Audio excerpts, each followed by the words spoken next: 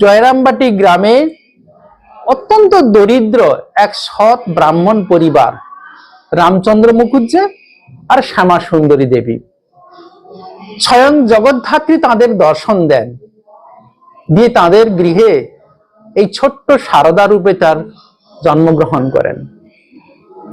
খুব অল্প বয়সে তার বিবাহ হয় পাশের গ্রামে, হুগলির কামারপুকুর গ্রামের রঘুবীর সাধক ক্ষুদিরাম চট্টোপাধ্যায় আর ভগবান মহাদেব শিবের পূজারী চন্দ্রমণি দেবীর কোলে হচ্ছে এই গদাধর চট্টোপাধ্যায় আবির্ভাব, ভগবান স্বয়ং নারায়ণের আবির্ভাব।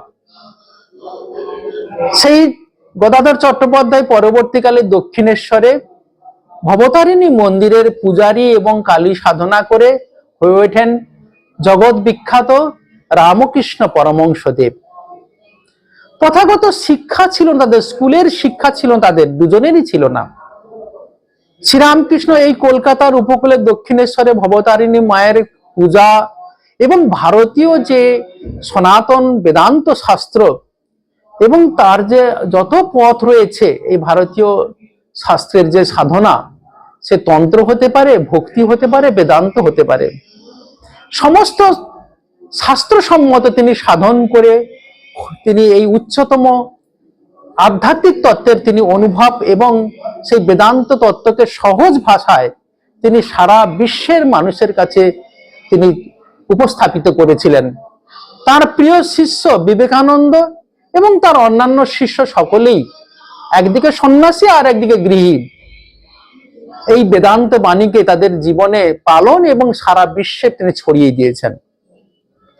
কিন্তু শ্রী শ্রী মা তিনি শ্রীরামকৃষ্ণ যে দায়িত্ব তার হাতে অর্পণ করে দিয়েছেন, ঠাকুর বলেছে শুধু কি আমারই দায়, তোমার দায়, তোমাকেও নিতে হবে। তাই ঠাকুরের ওই সমস্ত যে বেদান্ত, উচ্চ বেদান্ত তত্ত্ব কি করে প্রতিটি দৈনন্দিন কাজে, ব্যবহারিক কর্মে, কথায় সেটাকে ফুটিয়ে তোলা যায়, পালন করা যায়, সেটা দেখিয়েছেন শ্রী শ্রী মা।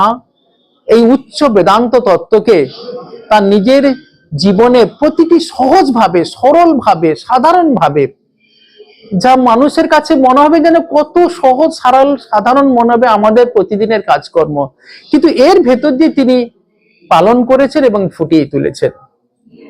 প্র্যাকটিক্যাল তিনি বেদান্ত, ব্যবহারিক বেদান্তের এক্সাম্পল হচ্ছে শ্রী শ্রী মা। শ্রীরামকৃষ্ণদেব সকল ধর্মমত পথ তিনি সাধন করে বলেছিলেন, সমন্বয় করে বলেছিলেন, যত মত তত পথ। আর শ্রীমা সারদা দেবী ছোটবেলায় থেকেই তিনি সেই সমন্বয়ের দায়িত্ব তিনি দেখিয়েছেন, নিজের জীবনে দায়িত্ব নিয়েছিলেন, সংসারের বড় সকল কর্মের দায়িত্ব নিয়েছিলেন, ভাইদের দেখাশোনা, মুনিশ মজুরদের দেখাশোনা, প্রতিবেশীদের সঙ্গে সুন্দর ব্যবহার, সংসারের ছোট বড় যত ক্ষুদ্র কাজ রয়েছে, সুখে দুঃখে, ভয়ে আপদে বিপদে তিনি সুষ্ঠুভাবে পালন করেছেন। আবার দক্ষিণেশ্বরে এসে এই দেবমানব শ্রীরামকৃষ্ণের যে সেবা কত কঠিন, সেটাও মা সহজ করে দেখিয়েছেন। তিনি বলতেন, আমার হৃদয়ে একটা পূর্ণ ঘট বিরাজ করছে, আনন্দের ঘট বিরাজ করছেন। এবং তিনি উঠতেন কখন? ভোর 3টের সময় উঠে তিনি গঙ্গায় স্নান করে তিনি জপে বসতেন। তার সন্তানরা তাকে দেখেছেন যেন স্বয়ং সাক্ষাৎ দেবী তিনি তপস্যা করছেন। আর সারাদিন তিনি নিরলস ভাবে তিনি এই সেবা কাজ করে যাচ্ছেন। আবার সন্ধ্যার অন্ধকারে তিনি গঙ্গায় স্নান, আবার তিনি সন্ধ্যা জপে তিনি বসতেন। এভাবে তিনি দিনের পর দিন তিনি কর্ম করেছেন। ওই সঙ্গে তার কাছে এসেছে অগন্তি তার সন্তান, সন্ন্যাসী, গৃহী, স্বদেশী, বিদেশী, সকলের প্রতি ছিল তার গণ্ডি ভাঙা ভালোবাসা। তিনি টেনে নিয়েছেন তার কোলে, আর তিনি তাদের সেবা করছেন। তাদের কি খেতে ভালো লাগে, তাদের রুচি কেমন, সেই মতো তিনি রান্না করছেন, কুটনো করছেন, রুটি বেলছেন, সবাইকে খাওয়াচ্ছেন, তাদের এঁটো করাচ্ছেন, বাসন মাজছেন। সংসারের প্রতিটি কর্মে ব্যবহারে এই রামকৃষ্ণের সংঘের যে নীতি, তার পরিচালন যে সকল নিয়ম, সেটা পর্যন্ত তিনি নিখুঁতভাবে তিনি বলে যাচ্ছেন, কত সহজ সরল ভাবে। তিনি তার সমন্বয়ের বাণী ছিল একটাই, ভক্তের আবার জাত, ভক্তের একটাই জাত, তারা ভক্ত। আমার শরৎ সন্ন্যাসী যেমন সন্তান, এই আমজাদ তুতে ডাকাত সেও আমার সন্তান, এই মুসলমান সন্তান সেও আমার সন্তান, সকলেই আমার সন্তান।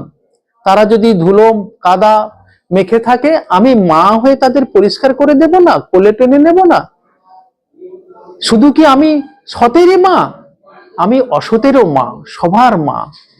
আমি পাতানো পা মা নয়, গুরুপত্নী মা নয়, আমি হচ্ছে জন্ম জন্মান্তরের মা। এই ছিল মায়ের বাণী। শুধু তোমরা এটাই জানবে যে তোমাদের একজন মা আছেন, তাই বিধিরও সাধ্য নেই আমার সন্তানের কোনো অধোগতি হয়। তাই যদি আমরা শ্রী মায়ের এই সহজ সরল সাধারণ জীবন যদি আমরা অনুধ্যান করি, তখনই বুঝতে পারবো যে অবতার বরিষ্ঠ শ্রীরামকৃষ্ণ দেবের সহধর্মিনী লীলা সঙ্গিনী ছিলেন স্বয়ং জগৎধাত্রী। শ্রীরামকৃষ্ণের কথায় ও সরস্বতী জ্ঞান দিতে এসেছে, এবারে শুধু রূপ ঢেকে এসেছে।